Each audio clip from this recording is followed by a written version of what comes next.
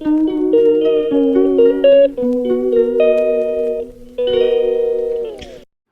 Morning everyone, আশা করি তোমরা সবাই ভালো আছো, আমরাও ভালো আছি। দেখতে থাকো আজকের শনিবারের ব্লগ, আশা করি তোমাদের প্রত্যেকের ভালো লাগলো। আজকে সকালে ব্রেকফাস্ট কে তৈরি করলো? হ্যাঁ, আমি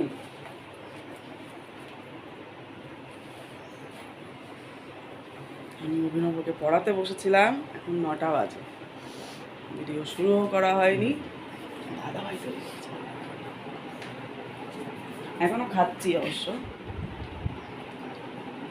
অভিনবও খাচ্ছে। গরমে খালি গায়ে, ওই জন্য তোমাদের সাথে আর শেয়ার করতে পারি না ওদেরকে কাউকে। দাদাভাই চলে গেল, চলো এবার তো দাদাভাই বেরিয়ে যাবে। আজকে দাদাভাই অনেকটা উপকার করেছে আমাকে। সকালে ব্রেকফাস্ট কিন্তু দাদাভাই নিজে হাতে তৈরি করেছে, বাজারে গেছে, ডিমের ট্রে এনেছে আর ব্রেড এনেছে, এনে আমাদের 3জনের জন্যই তৈরি করেছে। সকালবেলা উঠে গিয়ে ডিমের ট্রে আর ডিমগুলো কোথায় গেল, মনে হচ্ছে ফ্রিজে রেখেছে। ঠিক এই যে দাদাভাই গুছিয়ে রেখেছে। আসলে ব্রেড আর তোমার এই ডিমের ট্রে সকালবেলা উঠেই গিয়ে দাদাভাই নিয়ে এসছে। ডিম শেষ, ডিম তো ট্রে ধরে আসে সবসময়। এদিকে চালটা ভিজিয়ে রেখেছি, আমি তোমাদের সাথে পরে আবার আসছি। জিওগ্রাফি যেখানে পড়ে, আজকে টিউশনে পরীক্ষা আছে, এক্সাম, তার জন্য আমি ওকে আগে পড়িয়ে তারপর রান্না বান্না, কোনো কাজ এখনো শুরু করতে পারিনি। সকালবেলা উঠে সব বাসনগুলো ধুয়ে নিয়েছি, ঘর পর ঝাড় দিয়ে সিঁড়িগুলো জল দিয়ে ধুয়ে দিয়েছি। আর ছাদে জামা কাপড় রাতে কেচে দিয়েছিলাম, ওগুলো হাফ নামিয়ে নিয়ে এসেছি। ঝিরিঝিরি বৃষ্টি পড়ছিল, তাও বন্ধ হয়ে গেল, কিছু রয়েছে কিছু নিয়ে এসেছি, পাপোশ টাপোশ শুকিয়ে গেছে। এই হলো কাজ, আর কিছু হয়নি। আবার পরে চলো, আবার পরে দেখা হচ্ছে, আগে পড়াই। ভাতটা বসিয়ে দিলাম, কালকের এতটা ভাত রয়েছে দেখো, কালকে সব উলট পালট টাইমে খাওয়া হয়েছে, এক একজন এক একটা ভাত হয়ে গেছে। একসাথে খেতে না বসলে কারোরই খাওয়া হয় না। এদিকে ব্রেকফাস্টের বাসনগুলোই শুধু রয়েছে। চলো আবার অভিনবর কাছে যাই, এইভাবেই চলবে। বাইরে কেমন মেঘলা মেঘলা আকাশ দেখো, একটু রোদ উঠছে, আবছা আবছা। খবরে বলছে কাল পরশু থেকে। গতকাল বিকেলবেলা মানে সন্ধ্যাবেলায় হাট ছিল, সেখানে গিয়ে চিংড়ি মাছ নিয়ে এসেছিলাম। একটু বাদে বাদে রান্নাঘরে এসে এই মশলা করে এখন বসিয়ে দিয়েছি। এদিকে তরকারি, একটু চিংড়ি মাছের দো পেঁয়াজি করব, আর এদিকে ভাত হয়ে গেছে, আলু আর এদিকে চিংড়ি মাছ ভাজাও হয়ে গেছে। মশলাটা করেও দিয়ে দিলাম, কষা হয়ে গেলে তারপরে কিন্তু আমি জল দেবো, গরম জল দেবো, একটু মানে কষা কষা হবে। এদিকে রান্না আর একটু পরপর অভিনবর কাছে যাওয়া, এইভাবেই আজকে আমার চলবে দুপুর পর্যন্ত। কিচ্ছু করার নেই, সংসারও সামলাতে হবে, ছেলে মেয়েকেও সময় দিতে হবে, তাদেরকে মানুষ করতে হবে, তো তাই না? আমাদের মা বাবা হিসেবে তো এটাই কর্তব্য, এটাই দায়িত্ব আসল, ওদেরকে একটা লক্ষ্যে পৌঁছানো। আর সবচেয়ে প্রায়োরিটি পায় ও আমার কাছে, সব কিছুর ঊর্ধ্বে ও। কিচ্ছু করার নেই আমার, খাবো দেরিতে তাও ভালো, কিন্তু আগে আমার ওকে তৈরি করতে হবে। অল্প খাবো তাও ভালো, কিন্তু ওকে আমার রেডি করা চাই। তাই সংসার সামলানো, সন্তান সামলানো সব মায়েদেরই কাজ, তাই না? এটাই। পিঁপড়ে ধরেছিল, প্রচুর পিঁপড়ে ধরেছিল এই ডিমের ট্রের জন্য, দেখতেই তো পেলে। তাই টেবিলটাকে ভালো করে পরিষ্কার করে নিচ্ছি একটু ভিমবার দিয়েই, তারপরে আবার কাপড়টা ভিজিয়ে এনে ভালো করে মুছে নিচ্ছি। এত পিঁপড়ে হয়েছিল, ট্রেতে কোনো ডিম খারাপ নেই কিন্তু ভালো সব, সকালবেলায় নিয়ে এসছে, সে তো বললাম তোমাদের। শুধুমাত্র ওই ডিম যে ট্রেতে দিয়েছে সেই ট্রেটা ডিম দুটোকে একটু অন্য এখন ভাজতে রেখেছে, সেইটা।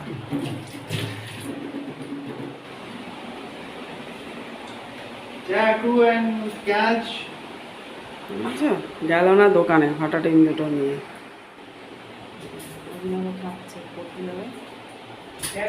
আমার কিন্তু কখন স্নান হয়ে গেছে রান্না বান্না করে, জানো তো, কিন্তু আমি গরমে একদম অবস্থা খারাপ আজকে।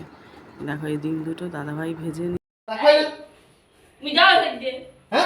তুই ওরকম নিচে বসে দেখো অবস্থাটা, আরাম লাগে, ঠিক আছে?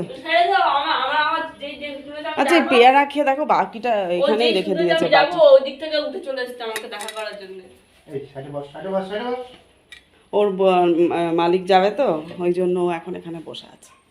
ও বুঝতে পেরেছে যে ওর মালিকটা বেরিয়ে যাবে এখন। ওদিক থেকে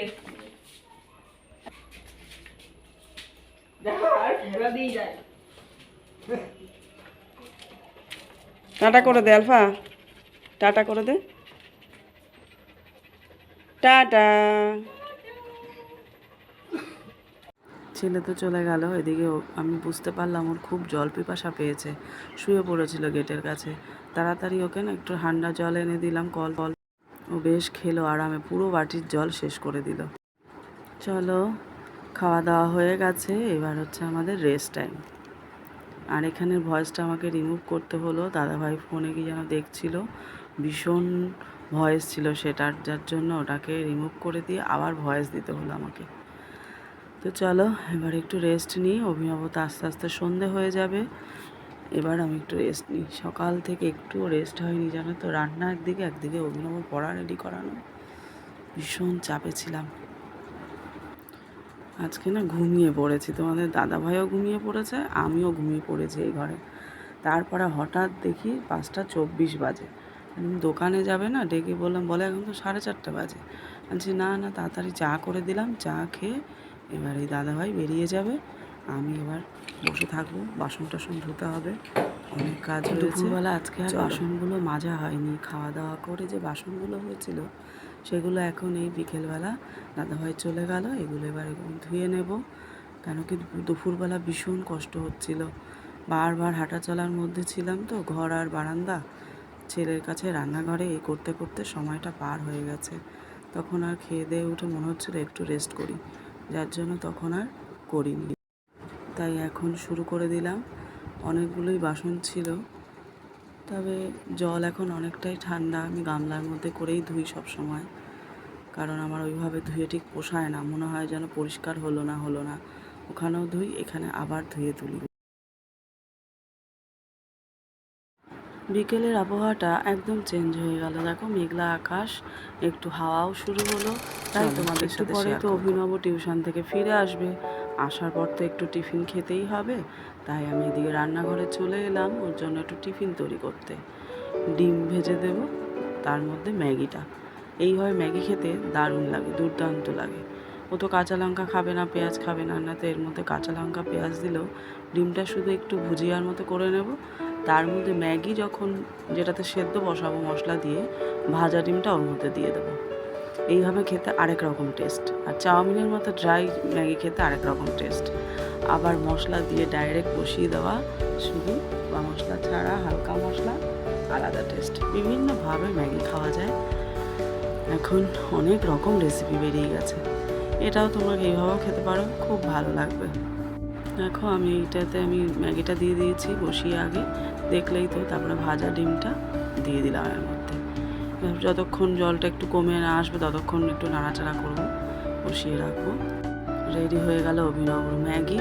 আর এদিকে দেখো এই কলাগুলো পেকে গেছিলো, কাঁঠালি কলা, এদিকে আমি সুজি আর চিনি ভিজিয়ে রেখেছি, বড়া করে দেবো। আর এরকমভাবে বড়া তোমরাও খেতে পারো, কেন কলাগুলো পেকে গেছিলো ফেলে দেবো। আর এরকম আমি অভিনবকে অনেকবার করে খাইয়েছি, যার জন্য ও বললো, মা তুমি কখন করবে, দুদিন ধরেই বলছে। গতকাল থেকেই কলাগুলো পেকে গেছে, মানে কাঁঠালি কলা যেমন কালো কালো হয়ে যায়, ওরকম হয়ে গেলে কেউ খেতে চায় না। তো কলার বড়া খেতে কিন্তু দারুণ লাগে, দারুণ, আমরা তো খেয়েছি তাই বলছি। চলো এবার চা, কলার বড়া এগুলো খেতে বসবো, তরকারিটা গরম করে নিচ্ছি, বুঝতে পেরেছো? চলো, বড়াগুলো হয়ে গেল, বেশ ভালো লাগে টেস্ট। চলো কলার বড়া হয়ে গেল, এদিকে চাও নিয়ে বসে গেলাম, ওইদিকে অভিনবকে ম্যাগি দিয়ে দিয়েছি খেতে। আর এই পাট শাকগুলো একজন দিয়েছে, বেছেই দিয়েছে, পাট শাক তো দাদাভাই খেতে ভীষণ ভালোবাসে, তাই জন্য আমি আর নাও বলিনি। আর বড়াগুলো খেতে কিন্তু দারুণ লাগছে বন্ধুরা, তোমরা এইভাবে খেয়ে দেখো, তোমাদেরও ভালো লাগবে আশা করি। বাচ্চাটা এসে কতক্ষণ ডিস্টার্ব করে দিল, এই অভিনব পড়তে বসা, পড়ে এসে খেয়ে টেয়ে কত টাইম রেস্ট হয়ে গেল, এই নিয়ে বসলো বই। চলো এবার তোমাদের সাথে এখন আর কোনো কথা বলবো না, এখন ওকে পড়াবো, স্টাডি টাইম আবার পরে। গেট লক হয়ে গেছে, ওদিকটা গরম বাকি আছে। ও বাবা, 11:30, দেখো কটা বাজে, 11:40। এই অভিনবকে নিয়ে পড়তে বসালে, আর দাদাভাই আসলো, চা ফা খেতে খেতে গল্প করতে করতে দেরি হয়। এখানেই বলো, ভিডিওটা এখানে শেষ করলাম। সবাই ভালো থেকো, সুস্থ থেকো। দেখা হচ্ছে নতুন একটা ভিডিওর সাথে। ভালো লাগলে অবশ্যই একটা লাইক, শেয়ার আর কমেন্ট করতে ভুলো না কার কেমন লাগলো। ঠিক আছে, টাটা। দেখা হচ্ছে নতুন একটা ভিডিওর সাথে।